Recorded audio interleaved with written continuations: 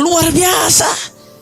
Di balik kegarangannya, ketegasannya ada tasawuf yang begitu dalam. Enggak ngarep pujian beliau, enggak takut cacian. Kalau harus mengatakan AA, dikatakan apapun cacian enggak peduli, saudara. Kalau harus melakukan sesuatu enggak peduli pujian, enggak nyari popularitas. Tapi Allah Subhanahu wa taala yang angkat. Mau bicara apa lagi? Birrul walidain, baktinya sama orang tua, yang saya dengar langsung dari istri saya. Selalu diceritakan itu sama ibunya beliau, sama ibu istri saya, sama mertua saya, Syarifah Ummana, Syarifah Fadlun. Habib Rizik sebelum beliau punya rumah masih ngontrak, tapi beliau udah bangunin rumah buat ibunya, saudara. Diduluin tuh ibunya, dia masih ngontrak, ibunya udah dibangunin rumah. Makanya Allah kasih keberkahan. Mudah-mudahan Allah Subhanahu wa taala jaga Allah hebatin beliau, dimenangkan perjuangannya, diistiqomahkan langkah kakinya.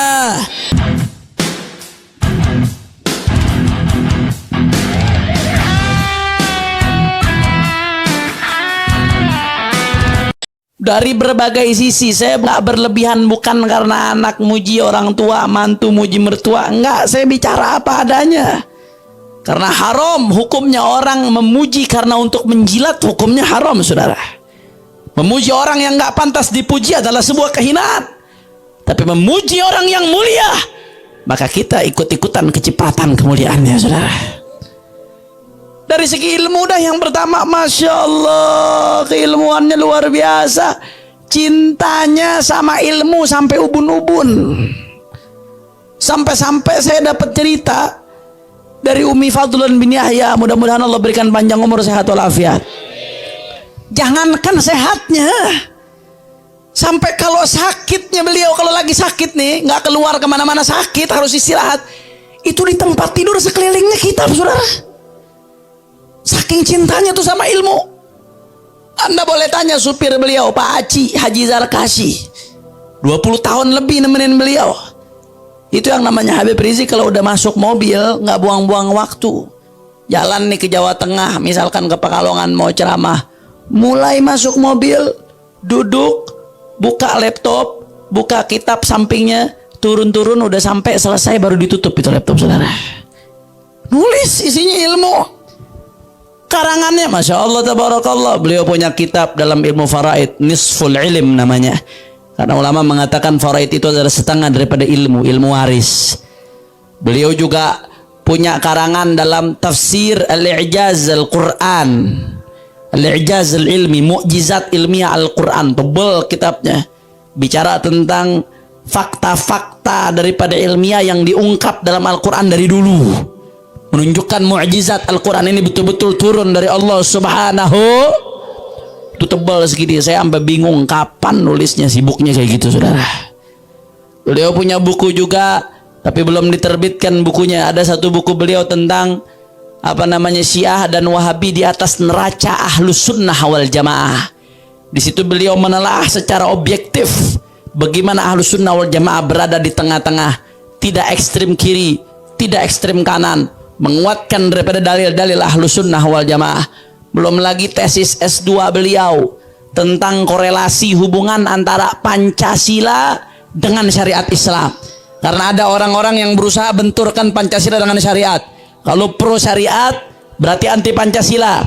Kalau Pancasila berarti nggak cocok sama syariat. Itu mau ngebodohin umat, saudara. Beliau tulis tesis S2, mendapatkan predikat cum laude tentang Pancasila dan kaitannya dengan syariat Islam, saudara. Alhamdulillah.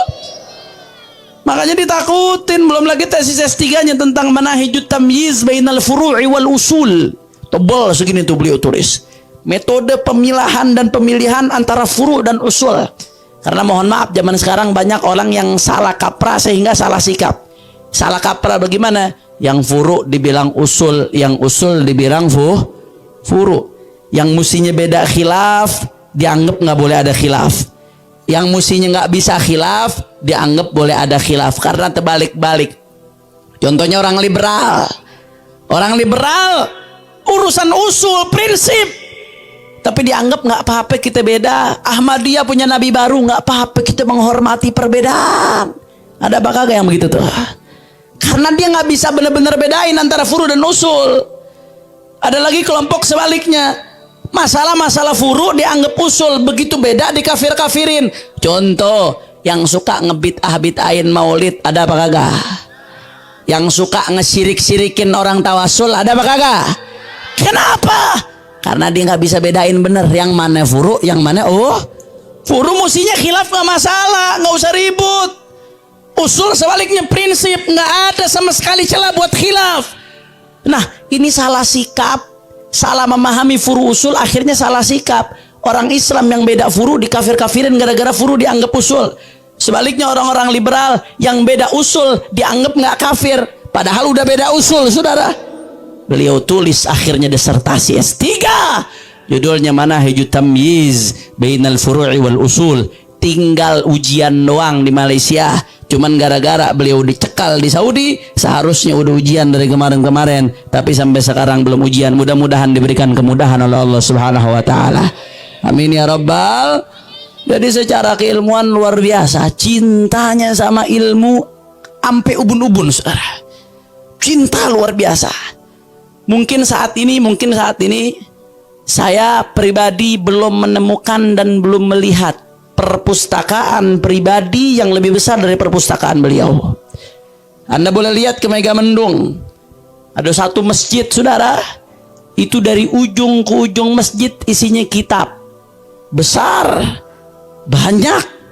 Tapi ternyata itu belum semua, itu baru kurang lebih setengah dari kitabnya Habib Rizik. Belum yang di Petamburan, belum yang di Mekah. Ini selama di Mekah nih hampir 3 tahun, baru 3 tahun lebih, hampir 4 tahun.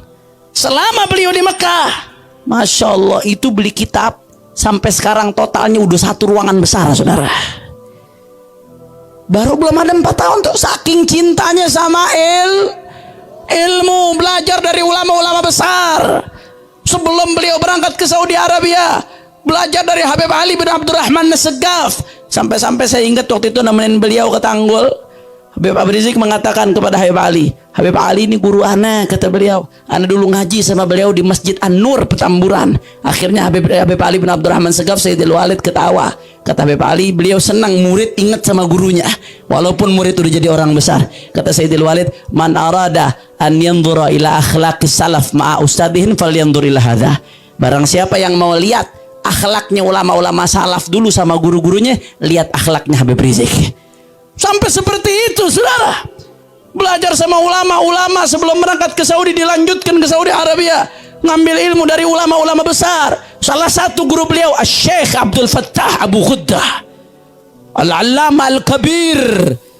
Salah satu murid daripada Al-Allama Al-Kautsari, ulama besar, ahli madhab Hanafi, ahli hadis, karangan-karangan yang luar biasa. Qimatuz zaman indal ulama, safahat min sabril ulama, al-ulama al-uzzab, ulama besar. Itu salah satu guru daripada guru-gurunya Habib Rizik, saudara. Beliau juga yang saya dengar ketika beliau di Saudi, kalau lagi liburan panjang beberapa bulan, ngaji ke Abuya Sayyid Muhammad ibn Ali al-Maliki. Makanya kemarin waktu beliau ke Mekah ada videonya itu beredar. Abuya Sayyid Ahmad al-Maliki mengatakan, ahlan wa sahlan wa marhaban fi manzili syekhik Sayyid Muhammad ibn Ali al-Maliki. Selamat datang wahai Habib Rizik di rumah gurumu Sayyid Muhammad ibn Ali al-Maliki. Karena waktu beliau ngaji di Saudi Arabia, ngaji di Riyadh, kalau libur datang ke Abuya Sayyid Muhammad ibn Ali al-Maliki. Beliau juga datang ke Al-Alamah Al-Habib Zain ibn Ibrahim ibn Sumit. Luar biasa. Itu baru satu tuh dari segi keilmuannya doang, belum yang lain-lainnya kita bahas. Mau bahas yang lain, Masya Allah, dari segi istiqomahnya, istiqomah dalam segala hal, zahir batin, bukan cuma depan orang tapi di belakang, saudara. Saya dengar dari Pak Aci ini yang nemenin beliau kemana-mana keliling Indonesia naik mobil. Kata Pak Aci, ya Beb, ana 20 tahun lebih, hampir 30 tahun nemenin Habib Rizik. Sekalipun ana belum pernah dengar beliau gibain orang kecuali dengan tujuan syariat, saudara. Karena gibah itu nggak boleh kecuali kalau ada tujuan syariat. Salah satunya apa? Ada yang zalim, maka kita pengen bahas bagaimana nih cara ngilangin kezalimannya. Atau ada yang ngelanggar syariat, pengen dibahas bagaimana solusinya, itu boleh, bukan gibah tuh. Atau ada penguasa yang zalim, kita kritik dengan cara adab, akhlak, atau sesuai dengan track syariat, itu bukan gibah namanya. Tapi kalau gibah tanpa ada musawwir, tanpa ada hal-hal yang dibolehkan secara syariat, nggak boleh.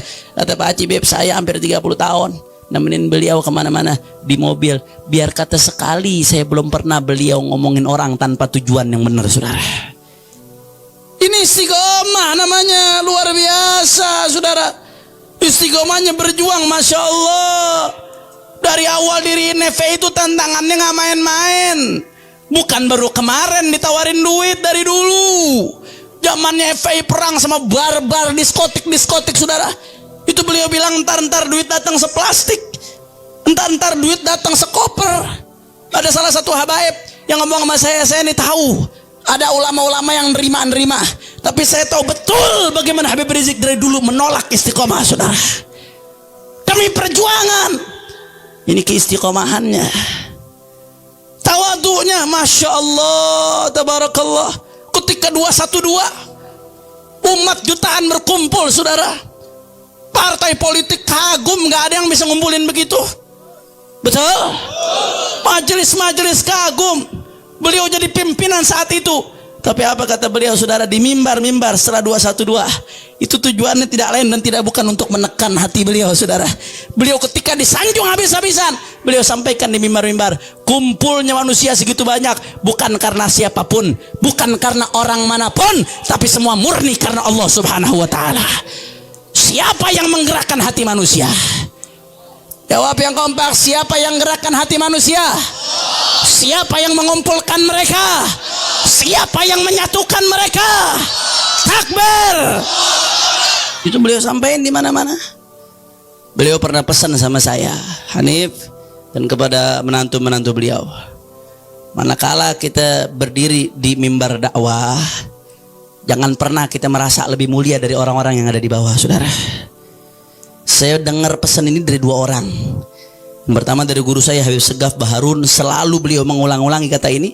Dan yang kedua dari beliau Habib Rizik, saudara. Tancapkan dalam hati, begitu kita berdiri di mimbar dakwah, jangan pernah merasa engkau yang paling mulia, orang lain lebih rendah darimu, enggak. Kalau begitu dakwah kita nggak bakal sampai ke kuping orang. Tapi pesan beliau, begitu kau berdiri di mimbar dakwah, pandang mereka semua yang hadir lebih baik darimu.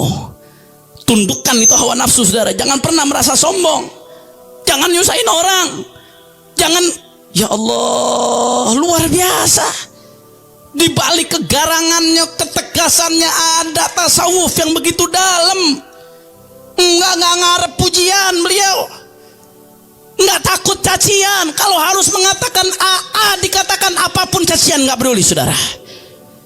Kalau harus melakukan sesuatu, enggak peduli pujian, enggak nyari popularitas, tapi Allah Subhanahu wa ta'ala yang angkat. Mau bicara apa lagi? Birrul walidain, baktinya sama orang tua, yang saya dengar langsung dari istri saya.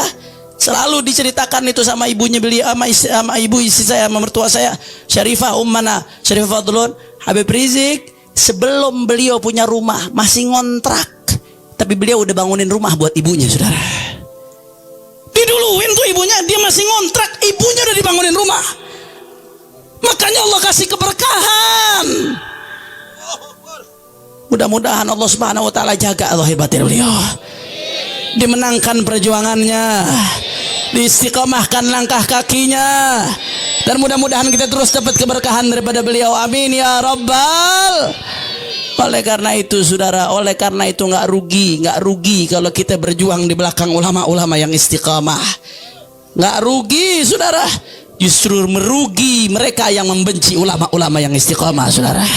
Jangan dipikir tuh Budi Jarot dengan dia bakar fotonya Habib Rizik malah menjadi hina, malah menjadi rendah. Jangan mereka pikir dengan difitnah chat malah menjadi hina, malah menjadi rendah. Saudara, demi Allah, semakin seorang ulama dihina, semakin seorang ulama direndahkan, demi Allah akan semakin diangkat oleh Allah dan diberikan kemenangan oleh Allah, saudara. Takbir, takbir, takbir. Maka saya mau tanya, kira-kira umat Islam siap istiqamah di bawah komando beliau? Siap terus berjuang bersama beliau? Siap ikut komando para alim ulama? Kalau nanti ada kabar Imam besar Habib Rizik mau pulang, siap rame-rame kita jemput? Siap rame-rame kita jemput. Siap berjuang bersama para habaib. Siap berada di barisan imam besar. Semua angkat tangannya. Allahu Akbar. Allahu Akbar. Allahu Akbar.